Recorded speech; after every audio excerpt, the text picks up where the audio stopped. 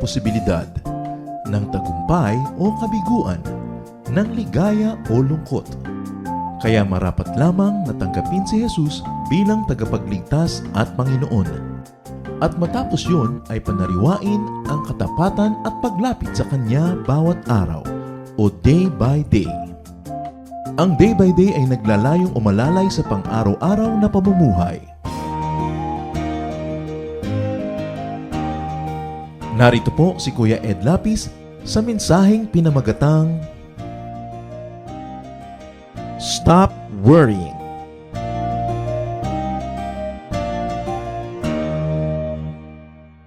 Worrying can make people sick. In fact, worrying and chronic worrying is a form of sickness. Dapat makontrol ng mananampalataya ang kanyang pag-alala. Worrying could lead you and rob you of happiness, of joy, of peace, and even blessings. Ang ating pag-aaral dapat pa ulit-ulitin every now and then dahil nakakalimutan ng marami. Stop worrying. Tumigil ng mga di kailangang pag-aalala. Salamat, Panginoon, dahil pwede namin kayong asahan. Pwede kaming sumandal sa inyo, panghawakan ng inyong mga salita, sundin ang inyong mga tagubilin, at huwag kaming maging sobrang mapag-alala. Turo mo sa amin, Panginoon. Lead us, teach us, so that we can enjoy a life of peace, serenity, of happiness and joy. Lead us, teach us. Be our speaker, O God. Give us a very simple message that we will not only understand, but will also be able to actualize in our lives. Teach us. In the name of Jesus, your Son, we pray with thanksgiving. Isang napaka-common na basahin sa New Testament, na napaka-sarap ulit-ulitin na basahin, pag-aralan at hingan sa Panginoon ng mga bagong katuruan, Matthew 6:25 to 26 and so on. Ang Panginoon na nagsasalita rito, isa sa kanyang mga ginintoang mga katuruan, I tell you to not worry about your life. Don't worry about having something to eat, drink, or wear. Isn't life more than food or clothing? Look at the birds in the sky. They don't plant or harvest. They don't even store grain in the barns. Yet your Father in heaven takes care of them. Aren't you worth more than birds? Napakaraming beses sa mapag-aaralan ng mananampalataya itong katuruan na to in the course of his or her life, and yet the more you study it, the more you benefit from it. At pag ating sinuri kung ano talagang ibig sabihin ng Panginoon dito sa mga magagandang mga kataga na ito, the Lord is saying that life is a gift from God to be enjoyed, not to be problematized or not to worry about. Binigyan ka ng Diyos ng buhay para mo enjoyin, tamasahin, lasapin ang kanyang mga pagpapala. Hindi kanya binigyan ng problema nung binigyan ka ng buhay. Hindi niya ginawang ang buhay ay problema. Siya ang sasandalan, siya ang lulutas, siya ang magbibigay ng mga kailangan ng buhay. And why will God do that? Because God is the author and sustainer of life. Magsisimula tayong mag-alala tungkol sa buhay, tungkol sa ikabubuhay at maging tungkol sa pagkamatay, pag nilimot natin na ang Diyos ang siyang may akda, may likha ng buhay. Na ang buhay nating lahat, maging ng mga halaman, maging ng mga ibon, maging mga isda, nasa kamay ng Diyos. That God designed life, and God has, in His infinite wisdom, designed a certain span of life for various individuals, a certain type of life that people would thrive and be fruitful in. Siya ang nagsusustain. The moment na pinroblema mo ang sustenance ng iyong buhay, inaagaw mo ang papel ng Diyos kasi siya ang sustainer. The moment na pinroblema mo ang ano kakahinatnan mo sa buhay, inaagaw mo ang manibela mula sa Diyos na siyang nagbibigay sa atin ng direksyon kung ano dapat ang buhay. At syempre, mahihirapan ka kung nagjo-Diyos-Diyosan ka. Napakabigat naman na dalahin yung ikaw yung nagbabahala sa buhay mo. Ikaw ang magpo-provide sa buhay mo. Ikaw magpapagaling sa mga sakit mo. Ikaw ang magliligtas sa iyo sa iyong sarili sa mga lahat ng uri ng panganib. Oras sa pinapel mo yon, may stress ka. Dapat wag nating makalimutan na papel yon ng Diyos. May papel din tayo, pero hindi yung para tayo ang manguna. God is the one who gives and takes away life. Maraming mga tao, especially pag above 40 na, nagiging very aware of death. Kaya kinakatakot niya yung kamatayan. Paano kaya ako mamamatay? Saan kaya? Aksidente kaya? Sakit ba? O ano ba? Infection? Pinoproblema nila samantalang papel lang Diyos na mag-assign kung paano ka mamamatay. Siyempre, lahat ng tao mamamatay, may paraan. It will only be another way. Kahit alagaan mo ng alagaan yung puso mo, you will die of other causes. Kahit alagaan mo yung skin mo, diet mo, there is another way that you will die. Alam ka namang di ka mamatay, hindi ka nag-to-die is gain. Hindi ka bumalik sa Panginoon na nagbigay sa iyo ng buhay. So it is useless to worry about these things. At nakita nyo naman ang tao, kumisan, naghihingalo na, tapos 9 na buwan na pala naghihingalo. Yung isang taong ang lusog-lusog all these months, biglang siya ang na-heart attack, namatay bigla. Paano mo malalaman kung sino? Huwag mo nalang isipin, kasi nasa Diyos yun. Ang mahalaga, asikasuhin mong mabuhay, at pag binawian ka na ng buhay, edi bawian, period. Pero hindi ka pa binabawian, iniisip mo na araw-araw, linggo-linggo, buwan-buwan, ilang libong beses kang parang nabawian ng buhay. Samantala yung actual na pagbawi, minsan lang. Ilang minuto, pag pinagdugtong-dugtong, ilang oras, yung pag-aalala mo tungkol sa yung kamatayan, samantalang ang tunay na kamatayan na less than 1 second, yung, sa'yo ang piano anak, patay. Di ba? Sandali lang mamatay. Pero pag lagi mong iniisip, araw-araw kung paano, humahaba tuloy, fast forward, hindi pa naman dapat. It is useless to worry about something not in your hands. Something beyond your control. Yan na hindi na iniisip pa. Yung iba ayaw pa mag-abroad, baka daw abutan abroad. Mano naman ko, abutan ka abroad. Diba? Problema na ng mga naiwan nyo kung paano ka babawiin. Baka daw yung iba, paano, etc., etc., ayaw mo matulog ng walang makeup dahil baka mamatay sa pagkakatulog. Kung naliligo ka, doon ka inabutan, di wala ka rin makeup. Hayaan mo na yun. Huwag mo na lang iniisip. Nasa kamay yun ng Diyos. Trust God. And trust life and its details to God. Siyempre, trust means to rely on and believe in God's goodwill for you. Na ang plano ng Diyos para sa iyo ay maganda, hindi pangit. Plans to prosper you, not to harm you, to give you hope in the future. So trust to abide by God's ways. Ang pagtitiwala sa Diyos, hindi ibig sabihin wala ka nang gagawin, Diyos na lang lahat ng gagawa. So kung nagtitiwala ka sa Diyos, nagtitiwala ka sa kakauwian, nakakahantungan, magiging bunga ng lahat ng nangyayari. Pero, sa pang-araw-araw na gawa, kilos, ang ibig sabihin ng trust in God is that you will consciously do practical things that are good for you and for others. Para yung ginagawa mo araw-araw na practical na magandang bagay, ang kakauwian niya, yung magandang ending na gusto ng Diyos para sa'yo o yung magandang bunga. Trust is active. It's not passive. Trust means you will do things God's way and you will entrust to God the result. The fruit. Magtatanim ka ayon sa pagtuturo ng Diyos. Hukayin mo ang lupa, palambutin mo, medyo babasain, lagyan mo ng seed, alagaan mo, bakuran mo ng konti, diligan mo lagi. Magtatanim ka ayon sa utos ng Diyos. Kikilos ka ayon sa alam mong dapat mong gawin. Yun ang trust. At ano pa yung kakambal na trust?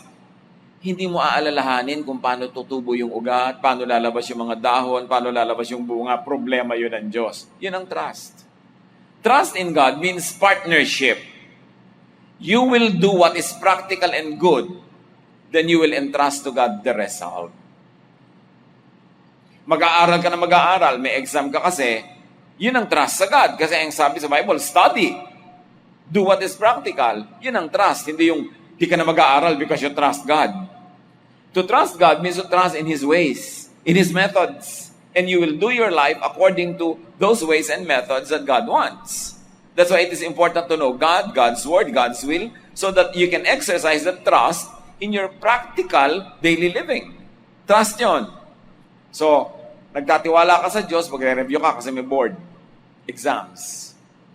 Pero yung magiging result ng exams na yon, hindi mo na yun pinoproblema. Yun na ang side ng God. Pinipili mo kung sino mapapangasawa mo according to God's way. May mga paraan naman para piliin yan according to God's way.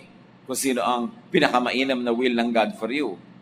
Pero matapos mong gawin yung decision mo based on things that you have done well, your research, your observation, which is God's way, ang magiging bunga na ngayon, ang magiging marriage mo, ay pinagtitiwala mo na sa Diyos.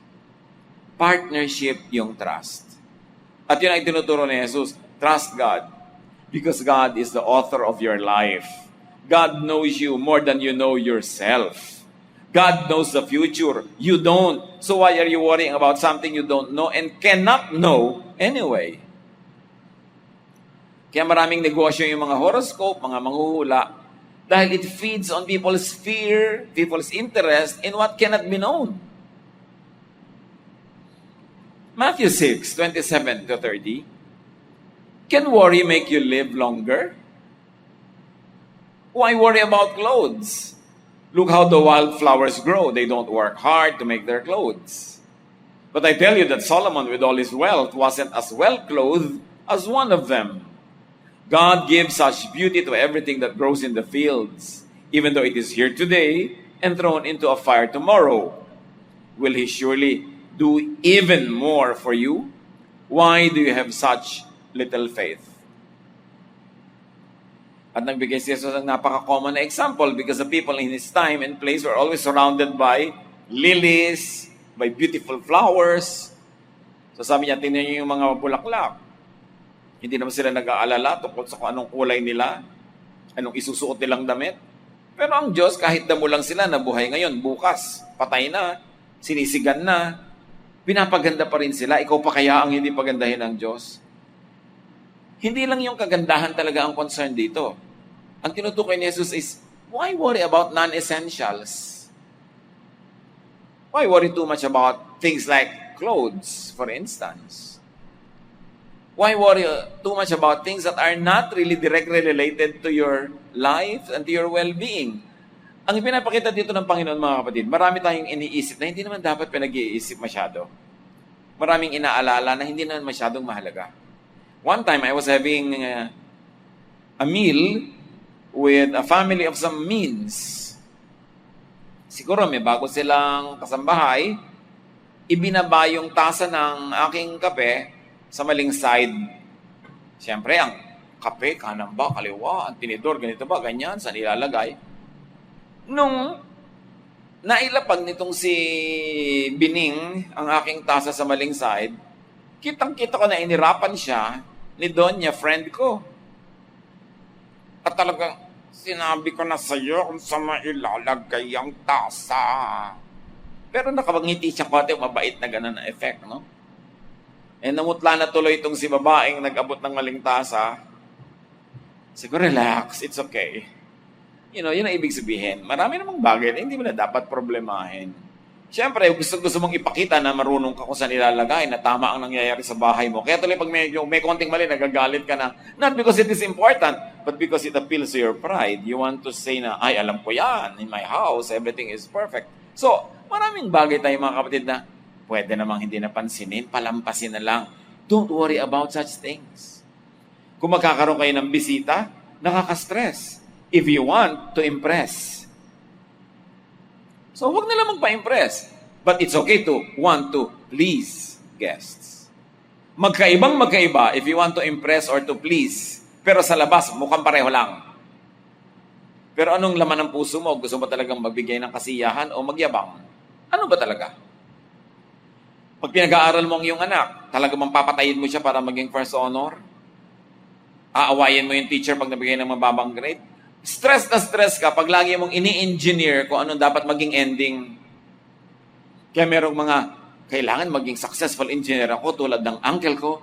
Hirap na hirap sila ng kagagapang ng mga kondisyones, kaiimbento ng mga sitwasyon para lang marating nila yung gusto nilang marating. Samantalang, relax, just do your best at mararating mo yung gustong paratingin sa'yo ng Diyos. Diyos ang magdadala sa'yo. Pwedeng hindi doon, pero dito. Pero para pilitin mo maging doon, may kukopyahin ka, may stress ang buhay mo.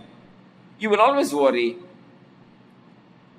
Katulad halimbawa ng mga misis na pag middle age na, biglang si mister, tingin-tingin na sa 14 anyos. So si Mrs. ngayon, magmumukhang 12 anyos pilit. Paano man naman gagawin yun? Nakakapagod magmukhang 12 anyos kung 46 ka na. So yung mga hindi mo na dapat isipin yan. Just be a good 46-year-old wife. Because ang katangian mo is yung wisdom mo, yung karunungan mo, yung pinagsamahan nyo. Hindi maging 14 ka dahil hindi ka na pwede maging 14 kahit anong lundag ang gawin mo.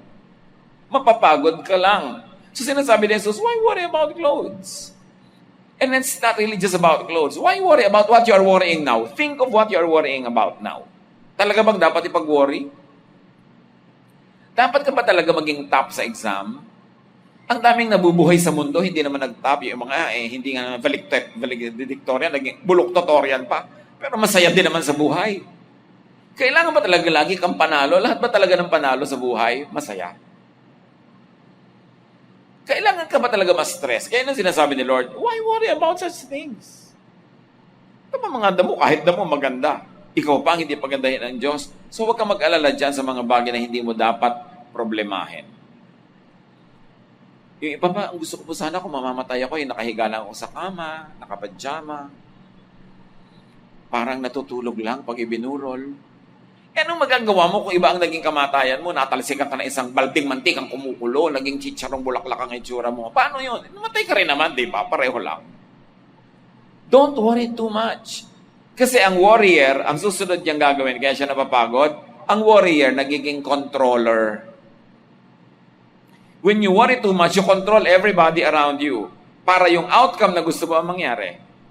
You worry, you engineer events. You even stage events. Kaya mahirap yung nangongopya, naiinggit sa kapwa, gusto mo maging tulad niya, gagayahin mo lahat ang ginawa niya sa buhay, hindi naman yun ang calling mo. Lahat ng nangyari sa kanya, natural lang na nangyari, hindi niya pinagpilitan na gawa ng script, hindi niya pinilit kontrolin. Nangyari, ikaw pipilitin mo maging ganon, di pagod na pagod ka. Kaka-stress. Kaya sabi ni Jesus, huwag ka mag-worry. Worrying won't prolong life. Hindi mo naman kayang dagdagan. Kahit isang minuto ang buhay mo kung gusto nang bawiin Worrying won't solve problems. Iba yung problem solving sa worrying about problems. You may think of your problems, that's fine. But make sure that when you think of your problems, you are solving them, not worrying about them. Dapat maghiwalay natin sa isip yon. Worrying cannot help because worrying clouds the mind. Pag nag-aalala ka at mabawasan ang katalinuhan mo, gumugulo ang malinaw, lumalabo ang dapat ay malinaw. Worrying weakens a person. Not to mention the fact that it has been proven that worrying and being stressed also affects your health. Nagkakasakit ka talaga pag warrior ka. Nature is designed and sustained by God to keep on living until called by the Maker to yield its earthly existence or to move unto another form of life. So kung ang assignment mo dito pa sa earth as you are, take it, enjoy it, do the most good. At pag tinawag ka na to graduate to another form, another level of existence, then move on. Pero habang hindi pa nangyayari yun, huwag mo na lang isipin. It is in the hands of the Maker. Meron pang isang negative effect ang worrying. Hindi nare-realize to ng maraming tao that worrying could be a negative prayer. Worrying could actually make what you fear happen. What you keep worrying about could materialize. At ito ang hiwaga. Kasi lahat ng iniisip natin, mga kapatid, prayer. Kahit hindi mo sabihin, let us pray. Kahit hindi mo sabihin sa dulo na, this I pray in the name of Jesus, lahat ng iniisip natin, prayer. At pag nag-iisip tayo, nagpe-pray tayo, nako-connect tayo sa power of God, sa power of heaven. So pag ang iniisip mo lagi negative, mukhang prayer yon. At pwedeng mangyari. Kaya dapat kinokontrol mong iniisip mo Pag nag-iisip ka, tulad ng nagpe-pray ka, nagpapadala ka ng signals to heaven. So, yung worry mo, baka ako sipunin, baka ako matapilok, baka masunog ang bahay, baka iwan ako ng asawa ko. Nandidilig ng langit na parang prayer, gusto mong iwan ka ng asawa mo? Gusto mong magkasipon? Gusto mong magkasakit? Kasi puro mga negative. Kaya obserbahan nyo, yung laging kinakatakutan, yun ang nangyayari. Because thoughts are prayers. Sino may sabi, may pinagkaiba yung, this I pray in the name of Jesus, at yung inisip mo lang, na itong babaeng ito, kakalabanin ko to, lalabanan ko siya. Sino may sabi sa'yo, hindi prayer yon? At ina-accept ba yun? Anong reaction ng heaven to such thoughts?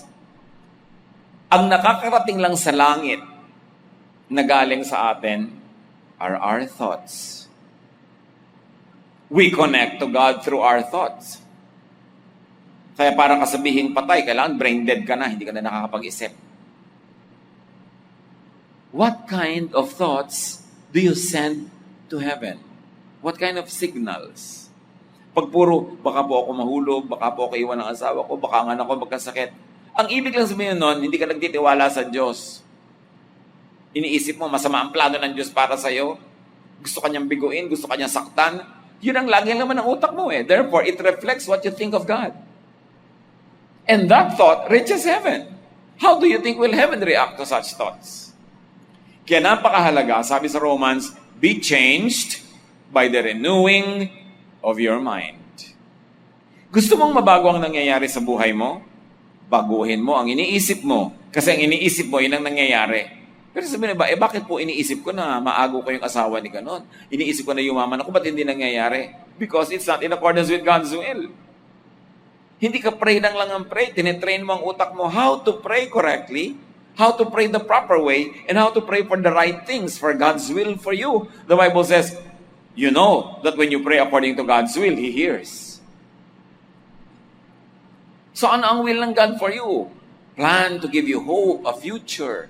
Plan to make you happy. Plan to make you prosperous. Pray along those lines. Think of those things. Kasi ang ini-imagine mo sa buhay ay yung lulutang-lutang ka sa basura, nakatira ka sa isang pusali, na malamang mangyari dahil yun ang iniisip mo. Bakit mo hindi isipin yung positive? Na pinagpapala ka ng Diyos, mabunga ang iyong buhay, mabiyaya, at nagiging blessing ka sa maraming tao.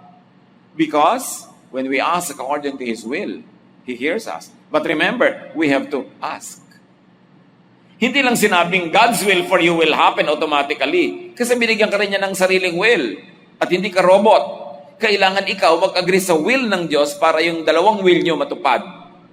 So when you ask, you do the asking. According to His will, He hears. May part ka. What part do you send to heaven? What messages do you send through your prayer, through your thoughts, through your worries? It's important. It's a partnership. So huwag gawing negative ang prayer by thinking negatively. Hindi pa yan sobrang naarok ng tao. Narating na ang buwan, pinupuntahan na ang Mars, nasisisid na ang pinakamalalalim na bahagi ng dagat, pero hindi pa naaarok ang laman at kapangyarihan ng isip ng tao na ibinigay ng Diyos. Yung kapangyarihan ng isip. At ang prayer ay pag-iisip. Kaya makapangyarihan ang prayer. Change the way you think. To a godly way, to a positive way, to a beautiful, powerful way. And your life will change. Be changed by the renewing of your mind. And one of the greatest changes that we can make is to stop worrying. It doesn't mean stop solving problems. Magkaiba yung solving at iba yung worrying. Sa solving, may ginagawa kang practical, tama, at productive and fruitful.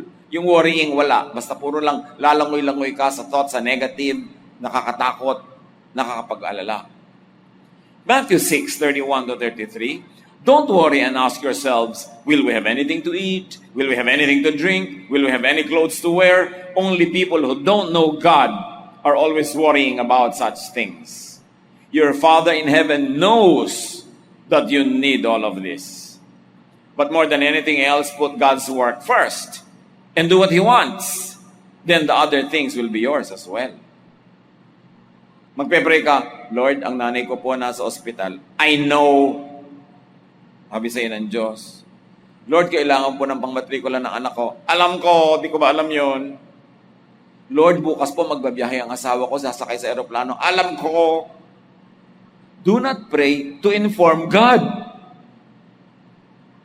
Kayo ba, nararanasan nyo kayo sinasabihan kayo ng kapwa ng napakasimpleng bagay, tapos minsan napipikong ka na, sabihin, alam ko, bakit di ko ba alam yan?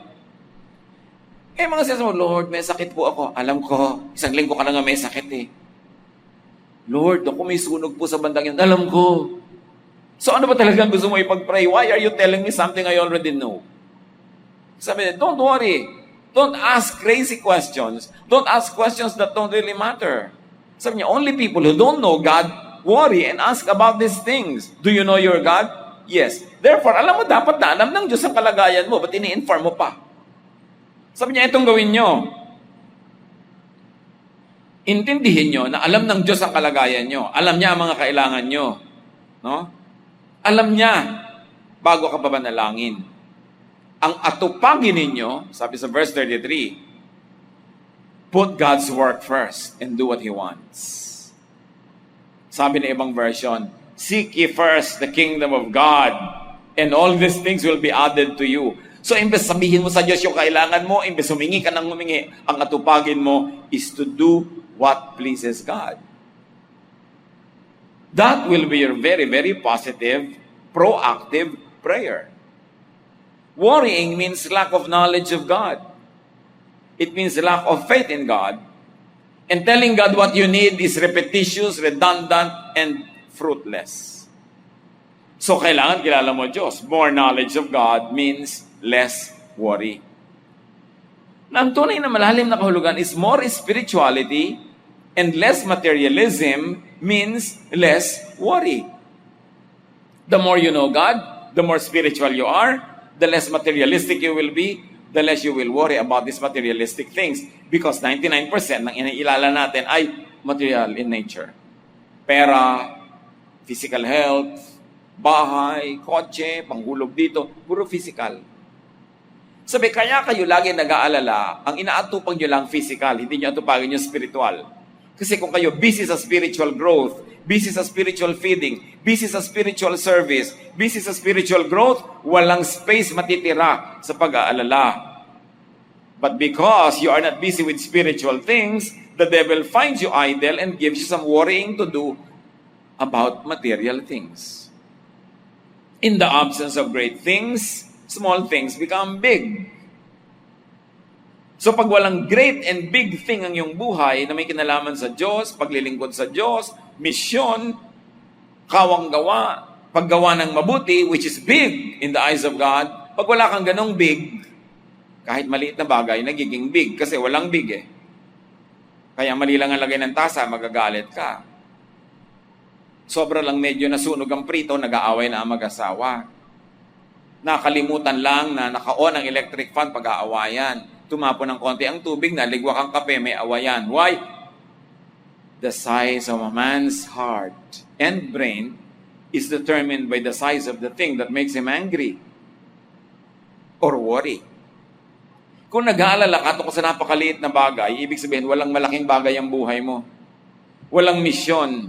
Walang great tasks to do. Kaya pati yung maliliit na bagay, pinalalaki na lang para magmukhang may malaki sa buhay. So what is the antidote to worry? Know God as much as possible. Keep knowing God. Change from glory to glory. Then you will know na may bagay na malaki at may bagay na maliit.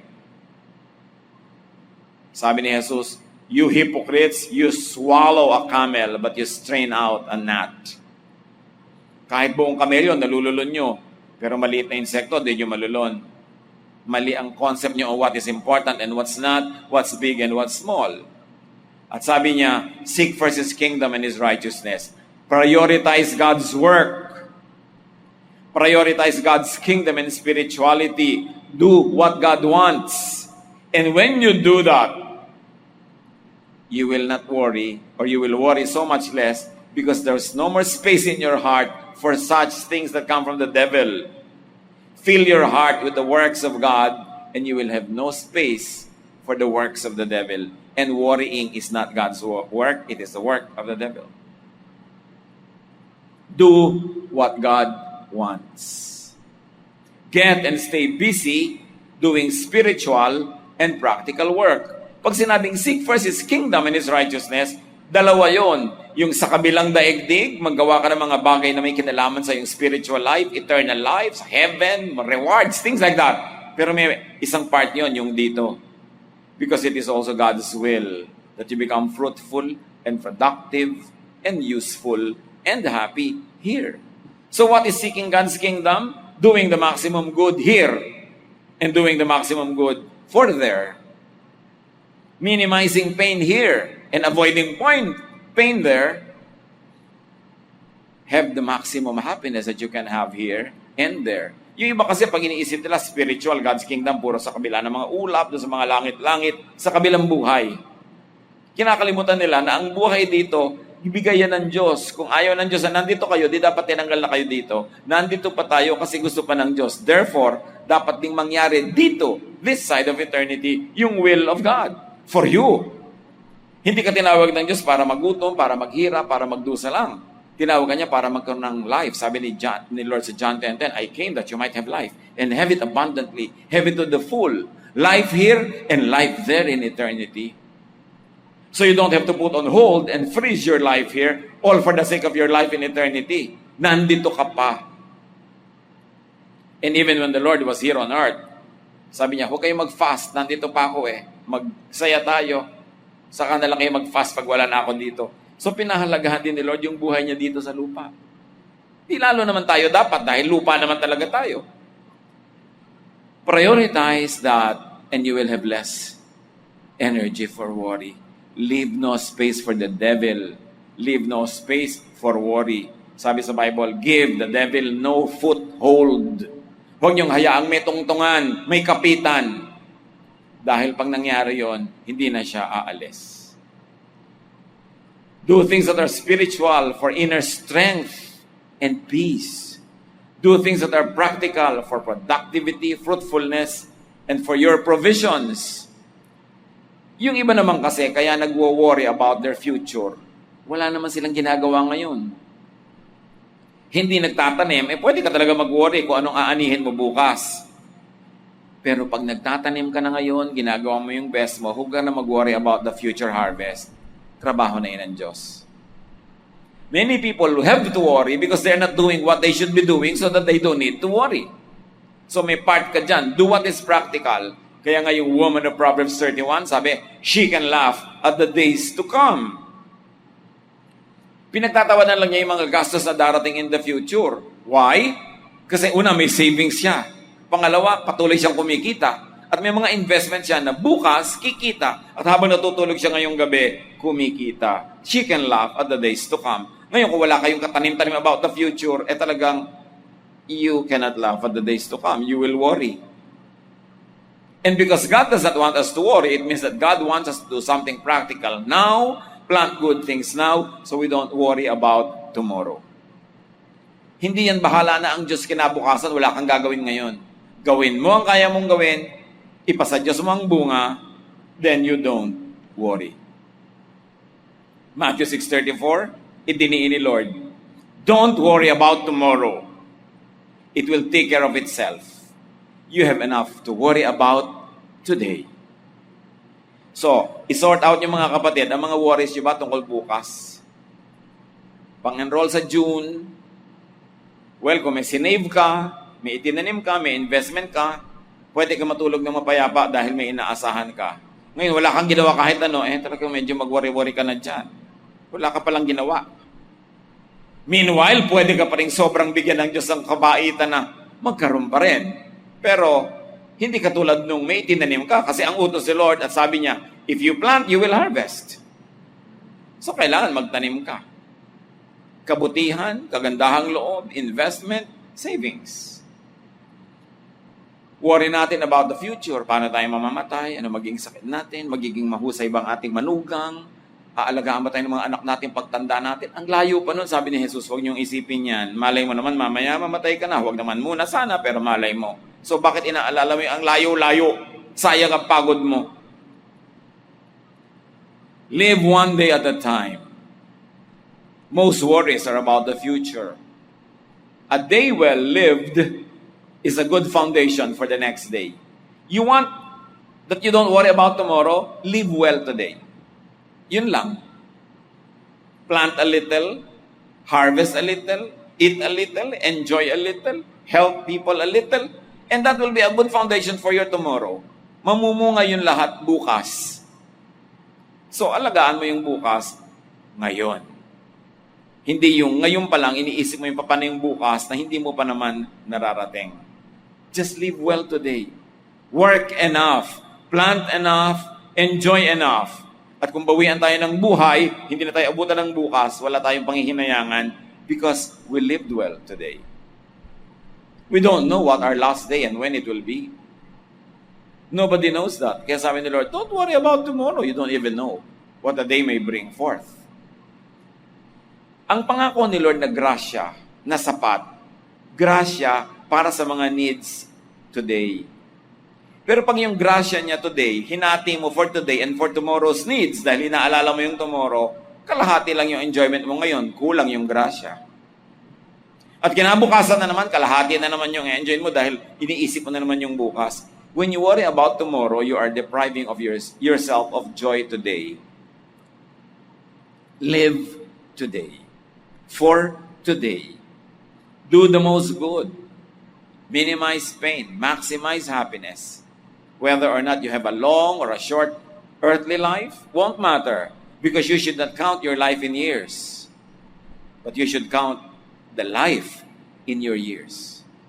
Not the years in your life. Kahit mahaba ang buhay, kung walang katuturan, wala rin. Pero kahit maiksi, kung punong-puno ng buhay, even 10, 20, 30 years. Could be 3 lifetimes of other people who don't do anything. So sabi niya, live for today. Mga kapatid, pag-isipan natin, ano po ang mga inaalala nyo lagi? Sabi niya, come to me all of you who are tired and heavy laden, I'll give you rest. Ibaba nyo yung mga binubuhat nyo, kaya kayo nabibigatan. Naikwento ko na sa inyo yung merong isang mama na may pick-up, nagdadrive siya sa isang farm road. May nadaanan siyang lalaki, may buhat na ang bigat-bigat. Naawa siya. So hinintuan niya. Sabi niya, kawawa ka naman, ang bigat ng buhat mo. Sumakay ka na dyan sa likod ng pick-up. Bababa kita dun sa malapit na sa pupuntahan mo. Hindi sumakay naman yung lalaki. Drive na ngayon itong si may-ari ng pick-up. Nung makita niya sa rearview mirror, alam niyo ginagawa nung nakasakay sa likod? Buhat pa rin niya yung dala niya. Kahit nakasakay na siya sa pick-up. Ganon ang maraming tao. May Diyos na, binubuhat pa rin yung burden na ipinapabitaw ng Diyos. Sabi niya, akong bahala dyan. Huwag mong isipin, sumakay ka dyan, enjoy the ride. Pero warrior, ayaw ibigay sa Diyos. Ay, baka nyo pabayaan, baka hindi walang mangyari, baka ako na lang, they worry. Sabi ni Lord, come to me all of you who are tired. You are heavy laden, I'll give you rest. Take my yoke upon you. My yoke is easy, my burden is light. I love you, and I like you to have a life that is meaningful and enjoyable. But worry will rob you of all of that. Where is the battle? Sabi sa Bible, our battle is not against flesh and blood, but against principalities, against powers in the air. And if you really like to understand it, our battle is in the mind. Ang tunay na bakbakan nangyayari sa isip. Magiging positive o negative thinker ka ba? Magiging trusting or worrying ka ba?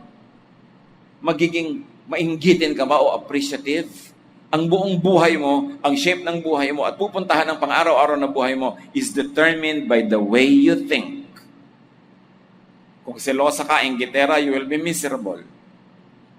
Pagka mapagduda ka, wala kang pagtitiwalaan. Pag mapandaya ka, gusto mo maging mapanglamang, you will be easily swayed by the devil. Your life is determined by the way you think. And when you think, you are praying. That's why your thoughts create your life. Your thoughts shape your life. Walang magagawa ang outsider na tao sa'yo, hindi niya kayang pasukin yung utak mo, ikaw lang pwedeng pumasok doon. At ikaw lang ang pwedeng magbago nun pag pinayagan mo ang Diyos na maging kapartner mo in changing the way you think. Stop worrying. It drains your energy. It expresses distrust in God. It makes you miserable. Trust God, meaning do what is good and proper and fruitful and leave the rest to God. Then you can enjoy this life. You don't know what the future holds, but you know who holds the future. The future is in the hand of Him who stilled the water, who died for you on the cross, and who now lives making intercession for you at the right hand of God in heaven. Trust Jesus.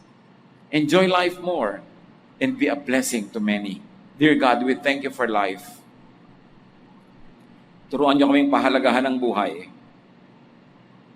na huwag masayang sa walang kwentang pag-aalala, kundi ma-invest namin ang panahon, ang aming lakas sa fruitful endeavors, to planting good seeds, to doing good, and then trusting you to give us the good fruits for our labors. Kayo nakakaalam ng puso ng bawat isa. Kilala mo kung sino ang warrior, ang sobrang warrior at napaka-warrior. Talk to us, O God. Ipakita niyo sa amin na ang pag-alala ay walang lugar sa taong nagtitiwala sa inyo. Na ang pagtitiwala ay paggawa ng mga dapat at pagkatapos na ay manahimik. To let you deliver the results of the good things that we do. Patawarin niyo kami, Panginoon, sa mga panahon na nag-aalinlangan, o hindi man lang alam namin na ang pagdududa ay pag-aalinlangan pala. Bigyan niyo kami ng discernment. At pag kumakatok sa pinto ng aming isip ang mga pag-aalala, matuto kaming itaboy ito, huwag pagbuksan. And instead to welcome your Spirit, this positive, powerful, energetic, productive. Teach us, O God.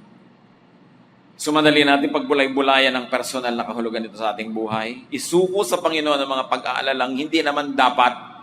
At yung mga dapat talagang atupagin, gawin natin in accordance with God's will so that He will hear us and He will abide in us. Lord, kayo lang ang pwede kong mausap sa bawat isa ngayon sa personal na paraan. Do speak to us, convict us, encourage us, guide us. In the name of your Son, Jesus.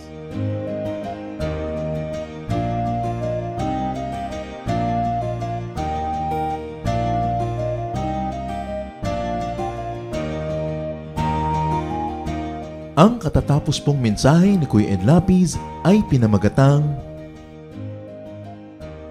Stop Worrying.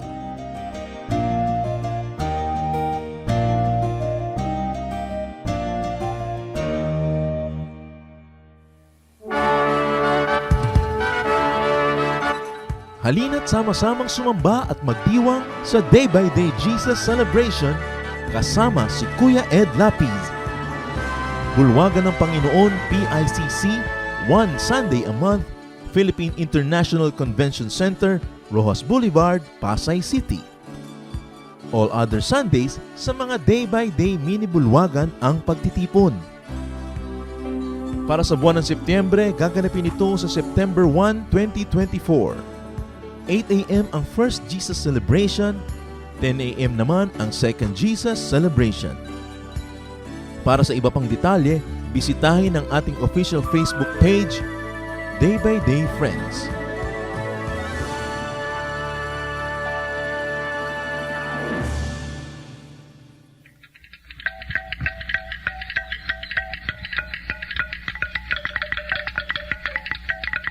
Maraming kayamanan ng ating bayan na dapat maipagmalaki at isa na rito ang ating musika. Napakarami ng mga instrumentong pangtugtog ng ating lahi. Isa na rito ang kulintang tamlang ng mga Maguindanao sa Cotabato.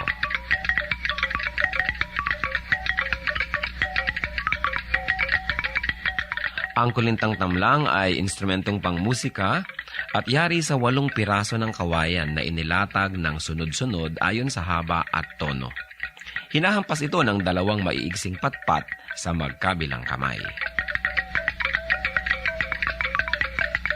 Sa mga Maguindanao, ang kulintang ang pinakakilala at pinakapangkaraniwang instrumentong ginagamit sa mga kasiyahan.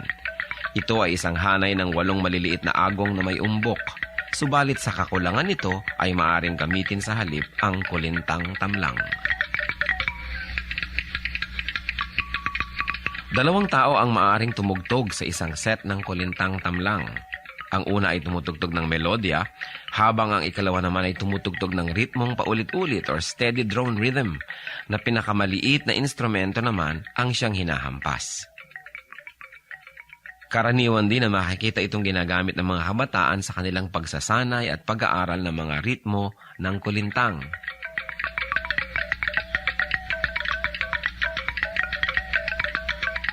Yan ang kulintang tamlang ng mga Maguindanao sa Cotabato. Kayamanan hindi lang ng Maguindanao, kundi ng buong bayan. Marapat isuko sa Panginoon at gamitin sa paglikha ng musika sa pagsamba sa Kanya.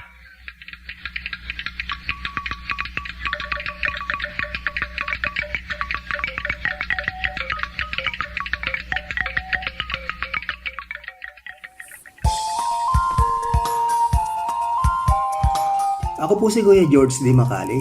Inaanyayahan po namin kayo na dumalo at makisaya sa Jesus Celebration sa ating Day by Day Caloocan Malabon Mini Bulwagan. Ito po ay tuwing linggo sa Bulwagan ng Panginoon. Ito po ay located sa number 47 Libis Espina Street, Barangay 14, Caloocan City. For contact details, please call Kuya George at 0917-828-7809. Gayon din kay Kuya Gary Gargaritano at 0977-852-6536. Halina po tayong magsama-samang ipagpuri, ipagdiwang parangalan ang ating Panginoong Jesus.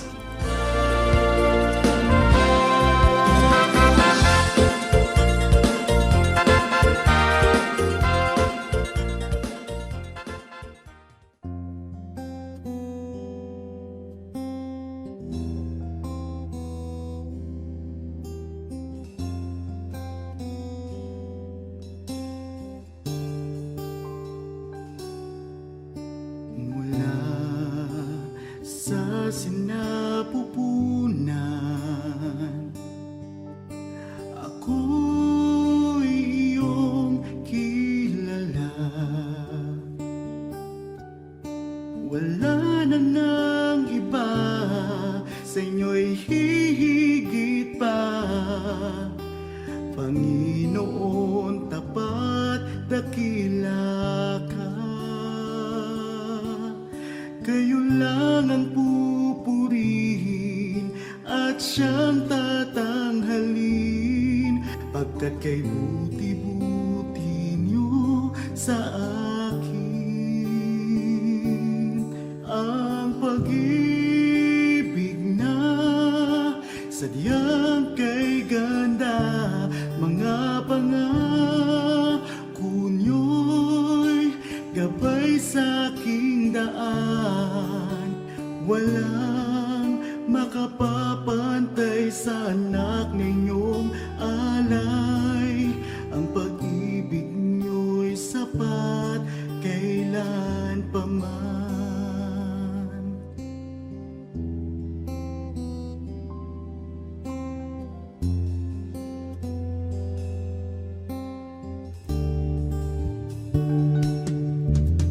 Tinawag niyo akong kaibigan, kahit na ako ay pariwara. Sagat sa labis ang inyong pagmamahal, sa tupang sa kawan na nawala. Kung aking bibilangin bawat butil ng buhangin, ang habag niyo'y ganon karami rin. Ang pag-ibig na sadyang kay ganda, mga pangako niyo'y gabay sa aking daan. Walang makapapantay sa anak na inyong alay. Ang pag-ibig niyo'y sapat kailan pa man. Paano ba masusukat taas, lalim, layo't lawak ng pag-ibig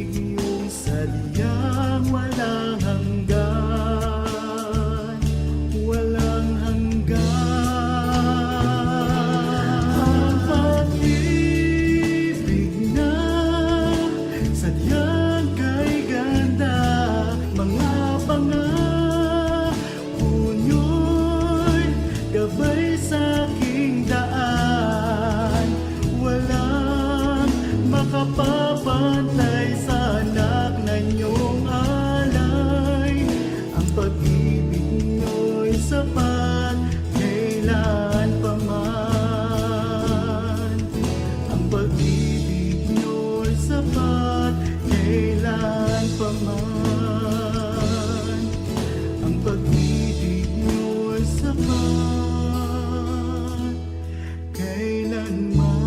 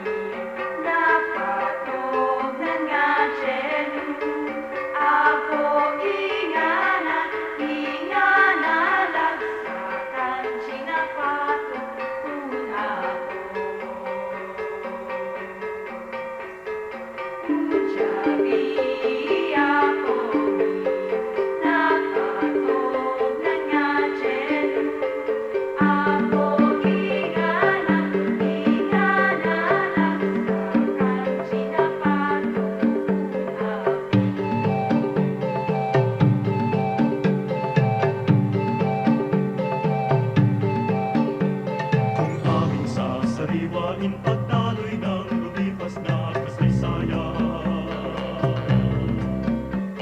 mula pa ng nililok nyo ng labi ang larawan ng sandaigdigan. Sadyang nanatili, sadyang di nagbago ang kalikasan nyo, o Apo Diyos. Sadyang di mawari, sadyang di makanto, iwaga ng kadakilaan nyo. O Apo Diyos, O Apo Diyos,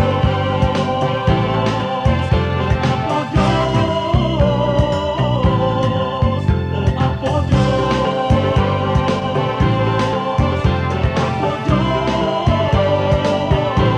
O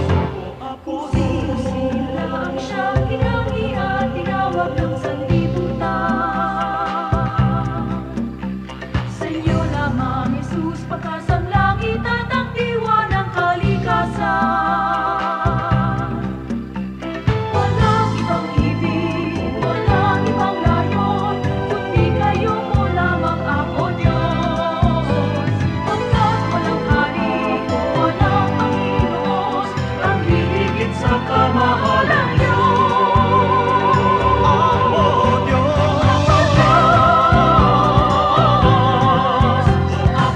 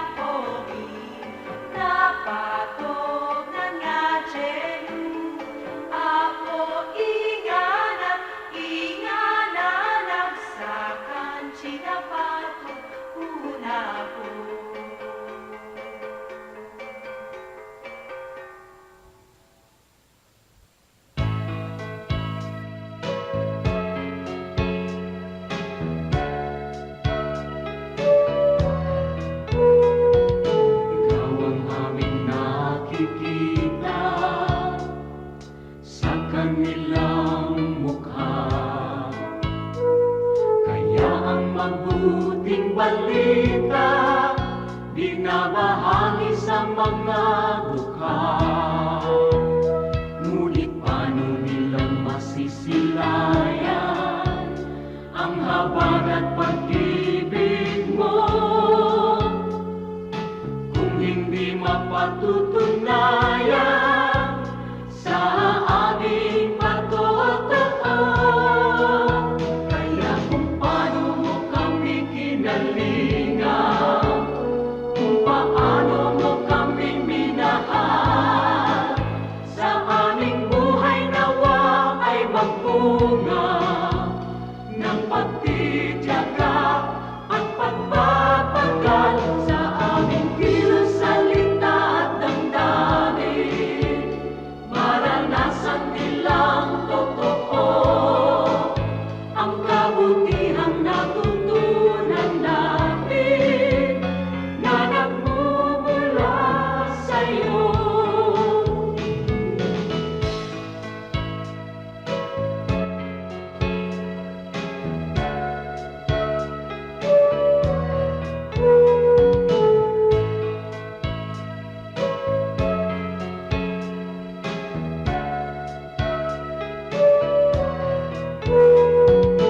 Kung ang tao at ang lipunan ay laging makasarili, sa'yo ang bagong panuntunan, ang maglingkod at magsilbi. Ang aming pananampalataya patuloy mong palaluin, at sa iyong dakilang biyaya di ka namin bibiguin. Kaya kung paano mo kami kinalingan, kung paano mo kami minahal, sa aming buhay nawa ay magbunga ng pagtitiyaga at pagpapagal sa aming kilos, salita at damdamin. Maranasan nilang totoo ang kabutihang natutunan namin na nagmumula sa'yo. Ang kabutihang natutunan namin na nagmumula sa'yo.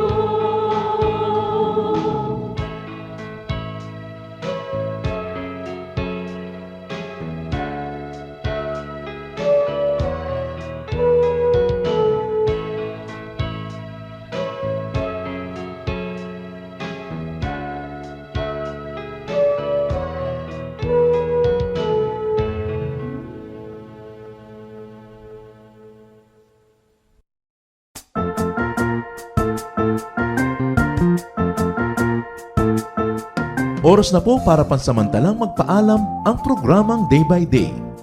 Tayo po'y magsama-sama tuwing ika-6 hanggang ika-7 ng umaga, araw-araw. Magandang umaga po at mabuhay ang Panginoong Hesus!